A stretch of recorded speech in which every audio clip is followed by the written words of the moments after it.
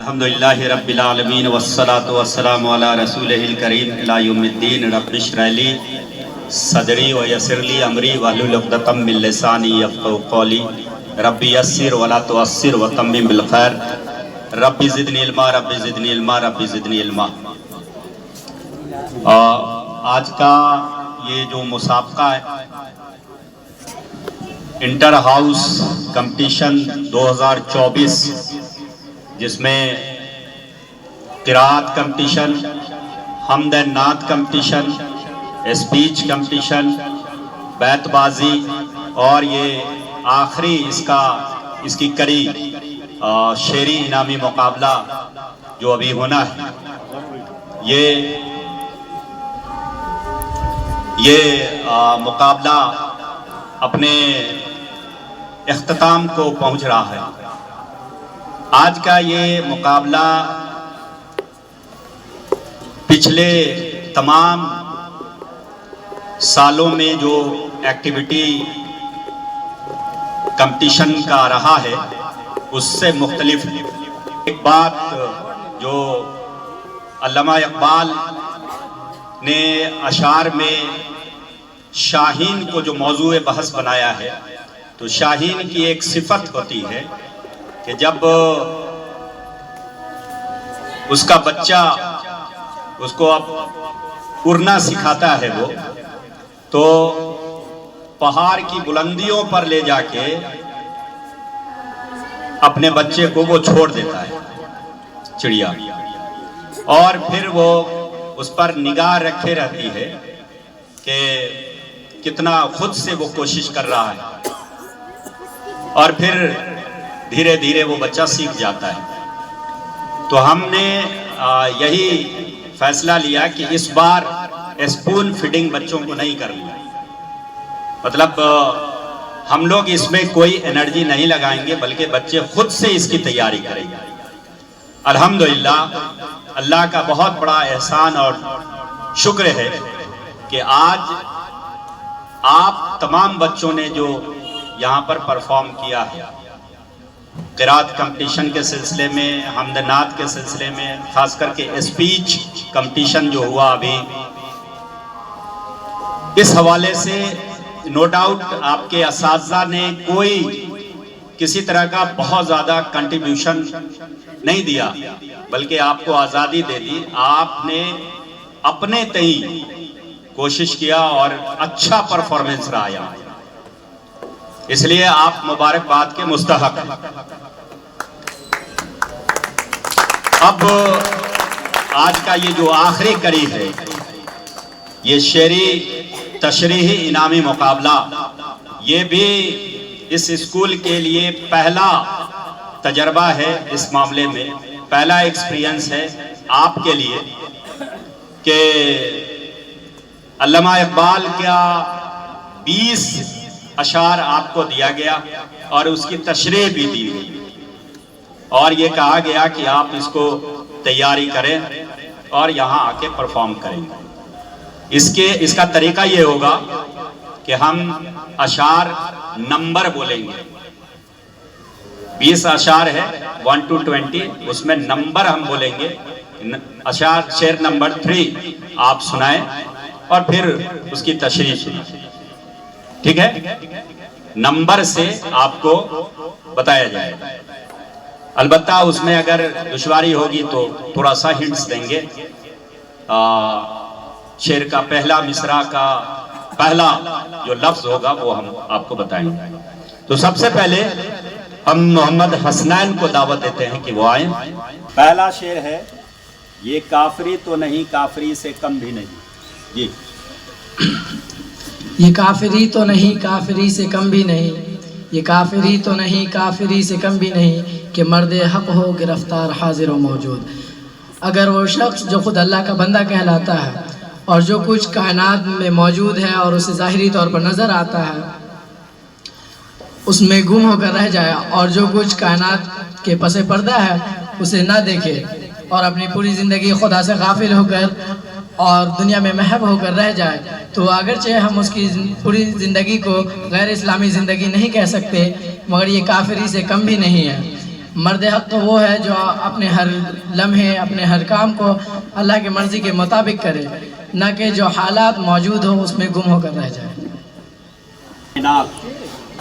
یہ کائنات چھپاتی نہیں ضمیر اپنا، یہ کائنات چھپاتی نہیں ضمیر اپنا، کہ ذرے ذرے میں ہے ذوق آشکارائی۔ تشریح: کائنات کے باطن یا دل میں جو کچھ موجود ہے وہ اسے چھپا کر نہیں رکھتی بلکہ اسے ظاہر کرتی رہتی ہے، اور اس کا ثبوت یہ ہے کہ کائنات کو اپنے آپ کائنات کے ایک ایک ذرے میں اپنے آپ کو ظاہر کرنے کی لذت اور چاشنی موجود ہے۔ شعر نمبر 5، وہی جواں ہے قبیلے کی آنکھ کا تارا، وہی جواں ہے قبیلے کی آنکھ کا تارا، شباب جس کا ہے بے داغ ضرب ہے کاری۔ تشریح: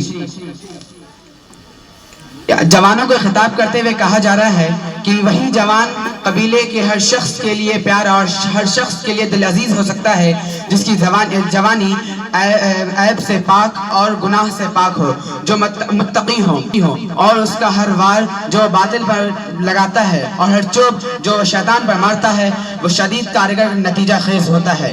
عہد حاضر بے حیا ہے، عہد حاضر کی تعلیم بے حیائی سکھاتی ہے۔ اللہ تمہیں اس بے حیائی سے بچائے اور ایک صحیح مرد مومن کے بیٹے کی طرح رکھے، یعنی ایک پاک باز اور قوت و شجاعت والا۔ شعر نمبر 6، باطل دوئی پسند ہے حق لا شریک ہے، باطل دوئی پسند ہے حق لا شریک ہے، شرکت میان حق کو باطل نہ کر قبول۔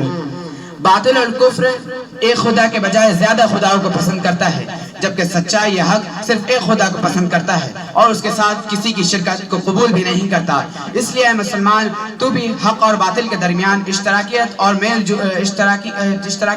جول کو پسند نہ کر، ہمیشہ حق کو باطل سے الگ رکھ اور ہمیشہ حق کے ساتھ رہ، چاہے تمہارے عقل لاکھ کہے کہ اس میں یہ نقصان ہے اور وہ نقصان ہے، اور ہمیشہ باطل کو پیچھے رکھ، چاہے تمہاری عقل لاکھ کہے کہ اس میں یہ فائدہ ہے اور وہ فائدہ ہے۔ عقل کے بجائے ہمیشہ عشق کو پیش نظر رکھنا، اسی میں حقیقی زندگی ہے۔ شعر نمبر 3، اے اہل نظر ذوق نظر خوب ہے لیکن، اے اہل نظر ذوق نظر خوب ہے لیکن، جو شے کی حقیقت کو نہ دیکھے وہ نظر کیا۔ تشریح: اے اشیاء ظاہر کو اپنی نظر سے دیکھنے والوں، دیکھنے کا ذوق، لذت اور چاشنی بڑی اچھی چیز ہے، لیکن اشیاء ظاہر کو دیکھنا اور ان کی حقیقت سے آگاہ ہونا یہ دیکھنا نہیں ہے۔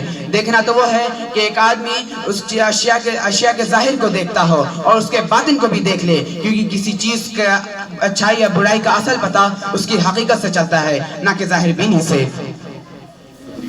قرآن میں ہو غوطہ زن، قرآن میں ہو غوطہ زن اے مرد مسلمان، قرآن میں ہو غوطہ زن اے مرد مسلمان، اللہ کرے تجھ کو عطا جدت کردار۔ تشریح: اس طراقت کی خرابیوں کو دیکھ کر علامہ اقبال سوچتے ہیں کہ کہیں مسلمان بھی بعض دوسری قوموں خصوص روس کی طرح استرامی نظام حکومت کو پسند نہ کرنے لگے، اس لیے وہ انہیں خبردار کرتے ہوئے کہتے ہیں کہ تم کارل مارکس کی کتاب بے نام سرمایہ پڑھ کر اس کے اور غیر فطری خیالات سے متاثر نہ ہو جانا، بلکہ تمہارے پاس قرآن کی صورت میں اللہ تعالیٰ کی بھیجی ہوئی آخری کتاب ہے، وہ ایک وسیع سمندر کی طرح ہے، اس کے اندر غوطہ لگانا اور جو کچھ اس نے سیاسی اور اقتصادی نظام کے متعلق بتایا ہے اس کو پڑھ کر اس پر عمل کرنا، تاکہ اللہ تمہیں عمل کا نیا جذبہ عطا کرے اور تم استراقت کی جنگ میں نہ پھنس جاؤ۔ شعر نمبر 3، اے اہل نظر، اے اہل نظر ذوق کی نظر خوب ہے لیکن، اے اہل نظر ذوق کی نظر خوب ہے لیکن، جو شے کی حقیقت کو نہ دیکھے وہ نظر کیا۔ تشریح: اے کائنات اور اشیاء کو اپنی ظاہری نظر سے دیکھنے والوں، دیکھنے کا ذوق، لذت اور چاشنی بڑی اچھی چیز ہے، لیکن اشیاء ظاہر کو دیکھنا اور ان کی حقیقت سے آگاہ ہونا یہ دیکھنا نہیں، بلکہ دیکھنا تو یہ ہے کہ آدمی اشیاء ظاہر کو دیکھتا ہو، اس کی حقیقت کو دیکھ لے، کیونکہ کسی بھی چیز کی اچھائی یا برائی کا اصل پتہ اس کی حقیقت سے چلتا ہے، نہ کہ ظاہر بینی سے۔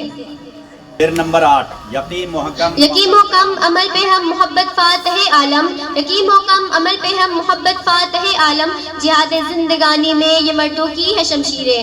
تشریح: علامہ اقبال کے نزدیک مومن کی زندگی اسلام کا ایک آئینہ ہے، خواہ کتنی مشکلات راستے میں حائل ہو، مومن اپنے ارادے خیر سے ہرگز نہیں ہٹتا، خواہ اس کا جان و مال کچھ بھی باقی نہ رہے۔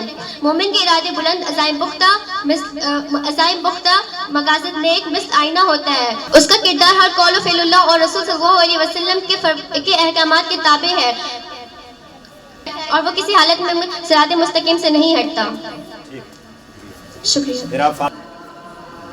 शेर नंबर 5, वही जवां है वही जवा है कबीले की आंख का तारा, वही जवा है कबीले की आंख का तारा, शबाब जिसका है बेदाग ज़र्ब है कारी।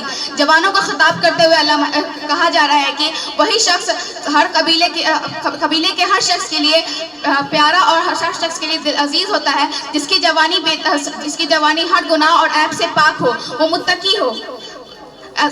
ऐसे शख्स का हर वार जो वो बातिल पर लगाता है और हर चोप जो वो शैतान पर मारता है नहायत ही शदीद और कारगर नतीजा खेज होता है। अहद हाजिर बेहया है, अहद हाजिर की तालीम बेहयाई सिखाती है। अल्लाह तुम्हें इस बेहयाई से बचा के रखे और एक मर्द मुसलमान के बेटे की तरह रखे, यानी पाकबाज और कुव्वत और शुजाअत वाला। नंबर 2, ये कायनात छुपाती नहीं ज़मीर अपना, ये कायनात छुपाती नहीं ज़मीर अपना कि ज़र्रा ज़र्रा में ज़ौक़ आश्कार आई। कायनात के बातिन या दिल में जो कुछ है वो उसे छुपा कर नहीं रखती बल्कि जाहिर करती रहती है। इसका सबूत ये है कि कायनात के हर एक शय में, हर एक ज़र्रे में अपने आप को जाहिर करने की लज्जत और ज़ौक़ और चाशनी मौजूद है। शेर नंबर 2, ये कायनात छुपाती नहीं, ये कायनात छुपाती नहीं ज़मीर अपना कि ज़र्रे ज़र्रे में है ज़ौक़ आश्कार आई। कायनात के बातिन या दिल में जो कुछ मौजूद है यह उसे छुपा कर नहीं रखती बल्कि जाहिर करती रहती है। इसका सबूत यह है कि कायनात के एक एक ज़र्रे में खुद को जाहिर करने की लिज्जत और चाशनी मौजूद है। ये काफरी तो नहीं, काफरी से कम भी नहीं, ये काफरी तो नहीं, काफरी से कम भी नहीं कि मर्द हक हो गिरफ्तार हाजिर व मौजूद। तशरीह, अगर वो शख्स जो खुद को अल्लाह का बंदा कहलाता हो और वो कायनात में जो कुछ मौजूद हो या फिर उसे कायनात के पस पर्दा पे जो भी नज़र आता हो उसमें गुम होकर रह जाए और कायनात में जो कुछ मौजूद हो उसे न देखे, तो उसकी ज़िंदगी को अगरचे हम गैर इस्लामी ज़िंदगी नहीं कहेंगे, लेकिन ये काफरी से कम भी नहीं है। असल मर्द हक तो वो है जो अपना हर वक्त, अपने हर लम्हे को अल्लाह की मर्ज़ी के मुताबिक करे। बातिल दुई पसंद है, बातिल दुई पसंद है, हक ला शरीक है। बातिल दुई पसंद है, हक ला शरीक है। शिरकत मयाने हको बातिल न कर कबूल। बातिल और कुफ्र एक खुदा से ज्यादा खुदाओं को पसंद करता है, जबकि सच्चाई या हक सिर्फ और सिर्फ एक खुदा को पसंद करता है, उसके साथ किसी और की शिरकत गवारा नहीं करता। इसलिए मुसलमान तू भी बातिल और हक को अलग ही रख, बातिल और हक की शिरकत या मेल जोल पसंद न कर, बातिल को हक से अलग ही रख। दुनिया में हमेशा हक का साथ दे, चाहे अक्ल तुझे लाख कहे कि इसमें ये नुकसान है, इसमें वो नुकसान है। बातिल के पीछे कभी न लगना, चाहे अक्ल तुझे लाख कहे कि इसमें ये फायदा है, इसमें वो फायदा है। अक्ल के बजाय हमेशा इश्क को पेश नजर रखना, क्योंकि इसी में हकीकी जिंदगी है।